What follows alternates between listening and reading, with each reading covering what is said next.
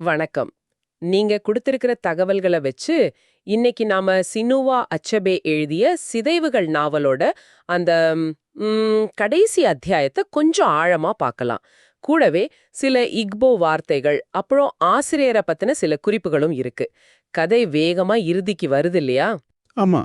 அந்த மாவட்ட ஆணையர் ஒகோங்கோவோட வளாகத்துக்கு வர்றாரு. அங்கதான் முக்கியமான திருப்புமுனை. சரி. அவர் உள்ள போறாரு. அங்க என்ன நடக்குது? இது கதையோட முடிவு மட்டும் இல்ல, ஒகோங்குவோங்கிற ஒரு பெரிய ஆளுமையோட சோகமான வீழ்ச்சி. அதோட அந்த பாரம்பரிய சமுதாயத்துக்கும் இந்த புதுசா வந்த காலனித்துவ அதிகாரத்துக்கும் நடுவுல நடந்த தவிர்க்கவே முடியாத ஒரு மோதல். அத ரொம்ப அழுத்தமா காட்டுது இந்த அத்தியாயம். புரியுது. ஆணையர் ஒகோங்கோவ தேடி வர்றாரு. ஆனா அவர காணோம். ஆமா. அப்போ ஒபியரிக்கா ஆணையரை கூட்டிட்டு போறாரு.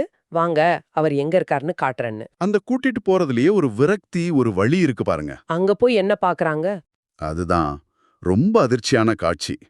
ஒக்கோங்குவோ ஒரு மரத்துல தூக்குல தொங்கிட்டு இருக்கார். ஐயோ! இது அவங்களுக்கு வெறும் அதிர்ச்சி இல்ல, அவங்க நம்பிக்கையே உடையற மாதிரி ஒரு தருணம். அப்போ ஒபியரிக்கா அந்த ஆணையரோட ஆட்கள் இருக்காங்களே, அவங்க கிட்ட உடலை இறக்க சொல்லி உதவி கேக்குறார். ஆமா. ஏன் அவரே செய்யல? இல்ல அவங்க ஊர்க்காரங்க செய்யல? இதுதான் எப்படி சொல்றது, அந்த கலாச்சார வேறுபாடு ரொம்ப தெளிவா தெரியிற இடம். அவங்க வழக்கப்படி தற்கொலை செஞ்சுக்கிறதுங்கிறது என்சோ ஆனின்னு சொல்லுவாங்க. என்சோ ஆனி. ஆமா. அதாவது பூமிக்கு எதிரான ஒரு பெரிய குற்றம், ஒரு தீட்டு. அப்படி இறந்தவங்கள அவங்க சொந்த குலத்தாளுங்களே தொடக்கூடாது. ஓ, அப்படியா? புதைக்க கூட முடியாது. அந்நியர்கள் தான் அதை செய்யணும். அதனாலதான் ஒபியோரிக்கா அந்த உதவியை கேட்கிறார். அவர் குரல்ல எவ்வளவு வலி இருந்திருக்கும். நிச்சயமா. ரொம்ப கஷ்டமான நிலைமை அது. அவர் ஆணையர்கிட்ட நேரடியாவே பேசுறாரு இல்லையா? ரொம்ப கோபமா. ஆமா. இவர் எங்க ஊரோட பெரிய மனுஷங்கள்லாம் இருக்குது, நீங்க தான் இவரை கொன்னுட்டீங்க அப்படின்னு ஆத்திரமா சொல்றார். அந்த கோபம் ஒரு நண்பனை இழந்த துக்கமா? இல்ல ஒட்டுமொத்த சமுதாயத்தோட வலியா? எதை காட்டுது? எனக்கு தோணுது அது ரெண்டுமே தான். ஒரு பக்கம் நெருங்கின நண்பனோட இழப்பு, இன்னொரு பக்கம் தங்கள் சமூகத்தோட ஒரு தூண், அவங்க பாரம்பரியத்தை காப்பாத்த போராடின ஒரு வீரன் இப்படி ஒரு கேவலமான முடிவுக்கு தள்ளப்பட்டானேங்கிற குமுறல். அதுக்கு காரணம் இந்த புதிய ஆட்சிதான் அவர் நினைக்கிறார். ஆமா. ஆனா அந்த ஆணையரோட மனநிலையை பாருங்க. அவர் இது எல்லாம் எப்படி பாக்குறாரு? அவர் எப்படி எடுத்துக்கிறாரு? ஒரு அதிகாரிக்கு இது ஒரு மாதிரி சூழல் தானே. ஆமா, அசாதாரண சூழல் தான். ஆனா அவர் அணுகுமுறை அது சுத்தமா வேற மாதிரி இருக்கு. அவர் இத ஏதோ ஆர்வமுற்ற பழங்குடி வழக்கம் மாதிரி கவனிக்கிறார். என்னது? ஒரு வழக்கு மாதிரியா? ஆமா. அவர் என்ன நினைக்கிறாருன்னா, தூக்குல தொங்குற உடலை இறக்குறது மாதிரி கௌரவம் இல்லாத வேலையெல்லாம் ஒரு மாவட்ட ஆணையர் செய்யக்கூடாது, அது தன் அதிகாரத்தோட மதிப்பை குறைச்சிடும்னு நினைக்கிறார். அட கொடுமையே. அதான் அங்க கோட்மான்னு ஒரு சொல்லு வருது இல்ல. ஆமா ஆமா. அது கோர்ட் மெசஞ்சர்களை சொல்றது. ஒரு மாதிரி சிதைஞ்ச ஆங்கில வார்த்தை. அவங்க தான் இந்த மாதிரி வேலைகளை செய்யணும்னு அவர் நினைக்கிறார். நிஜமாவா? ஒரு மனுஷனோட துயரமான மரணத்தை விட தன்னோட பதவி கௌரவம் தான் அவருக்கு பெருசா தெரியுது. அது மட்டும் இல்ல, இன்னும் கொடுமை என்னன்னா, என்ன? அவர் இத வச்சு எழுத போற ஒரு புத்தகம் இருக்கு பாருங்க. புத்தகமா? ஆமா. கீழ் நைஜேரின் பழமையான பழங்குடியினரை அமைதிப்படுத்துதல்னு ஒரு பேர் வேற அதுக்கு. என்ன பேர் இது? அந்த பேர்லயே பாருங்க ஒரு ஏழனம் இருக்கு. அந்த புத்தகத்துல ஒகோன்குவோவோட இந்த முழு சோக கதைய ஒரு சுவாரஸ்யமான பத்தியா சேர்த்துக்கலாம்னு நினைக்கிறார். ஒரு பத்தியா? Just a paragraph? ஆமா. ஒரு முழு அத்தியாயம் கூட இல்ல, சும்மா ஒரு பத்தி. நம்பவே முடியல. ஒரு வாழ்க்கையோட, ஒரு போராட்டத்தோட முடிவு இவ்வளவுதானா அவர் கண்ணுக்கு?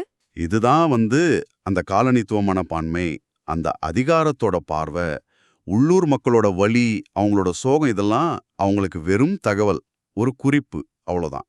ஒகோன்குவோங்கிற ஒரு பெரிய மனுஷனோட வாழ்க்கையே போராட்டம், மரணம் எல்லாத்தையும் ஒரு பத்திக்குள்ள அடக்கிட முடியும்னு நினைக்கிறாரு. இது வெறும் அலட்சியம் இல்ல, இது ஒரு முழு கலாச்சாரத்தை, தனி மனிதர்களோட ஆழமான உணர்வுகளை எப்படி அதிகார வர்க்கம் தனக்கு ஏத்த மாதிரி சுருக்கி முக்கியத்துவம் இல்லாம ஆக்கிடுதுங்கிறதுக்கு ஒரு உதாரணம். இந்த கொடூரமான யதார்த்தத்தை, இந்த அதிகாரத்தோட மறுபக்கத்தை உலகத்துக்கு இவ்வளவு ஆழமா சொன்னவர் தானே சினுவா அச்செபே. நிச்சயமா. நைஜீரியால பிறந்து வளர்ந்தவர், அவரோட பார்வை அதனாலே ரொம்ப முக்கியம். அவரை வெளியில இருந்து பார்க்கல, உள்ள இருந்து சொல்றாரு. ஆமா. காலனித்துவ பார்வைக்கு எதிரா ஆப்பிரிக்காவோட உண்மையான குரலை, அவங்க வாழ்க்கைய வலிய அப்படியே பதிவு செஞ்சவர். அதனாலதான் அவரை நவீன ஆப்பிரிக்க இலக்கியத்தோட தந்தைன்னு சொல்றாங்க. லண்டன் சண்டே டைம்ஸ் கூட அவரை பத்தி சொல்லியிருக்கு இல்லையா? ஆமா. 20ஆம் நூற்றாண்டின் 1000 வடிவமைப்பாளர்களில் ஒருத்தர்னு சொல்லியிருக்காங்க. அது எவ்வளவு பெரிய அங்கீகாரம் பாருங்க. அப்போ நாம இன்னைக்கு பார்த்தது ஒரு தனி மனிதனோட சோதம் மட்டும் இல்ல, ஒரு கலாச்சாரம் எப்படி சிதைக்கப்படுது, அதிகாரம் எப்படி சில சமயம் ரொம்ப குரூரமா உணர்வே இல்லாம நடந்துக்குதுங்கிறதா. ஆமா, அந்த ஆணையர் ஓகோன்கோவ ஒரு பத்தியா சுருக்கிடலாம்னு நினைச்சாரு இல்லையா? அத வச்சு யோசிச்சு பாருங்க. வரலாற்றுல இப்படி எத்தனை பேருடைய கதைகள், வழிகள், முழு வாழ்க்கைகள் இப்படி சுருக்கப்பட்டிருக்கும். இல்லனா முழுசாவே மறக்கப்பட்டிருக்குமோ? ஆமா, அதையும் நாம யோசிக்கணும். நிச்சயமா இது ஒரு சிந்திக்க வேண்டிய விஷயம். நீங்க பகிர்ந்த இந்த தகவல்களிலிருந்து சில முக்கிய அம்சங்களை இப்படிதான் நாங்க பார்க்கிறோம். மீண்டும் வேறொரு அலசலில் சந்திப்போம்.